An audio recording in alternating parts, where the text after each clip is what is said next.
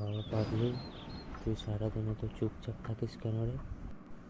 কোথায় বাবা, আমি চুপচাপ কোথায় থাকি? আমি তো কথা বলি তো। আসলে তোকে এত অযথা বকাবকি করি, অথচ তুই কিছু বলিসও না, কিছু প্রতিবাদও করিস না। তাই জন্যই আমি তোকে জিজ্ঞেস করছি, বুঝলি? কেন বাবা, কেন বাবা? আমি তো প্রতিবাদ করি তো। কোথায় তুই করিস? আমি তো কিছু দেখতেই পাই না। কেন বাবা, তুমি বকা দিলে আমি তো টয়লেটে পালাই। আরে বাবলু, টয়লেটে গেলে কি রাগ কমে? টয়লেটে গিয়ে তুই কী করিস যে তোর রাগ কমে যাবে? টয়লেটে গিয়ে তো আমি ব্রাশ করি।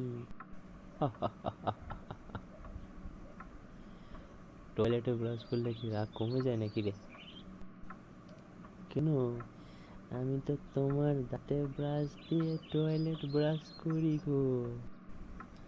কি বললি হারামজাদা?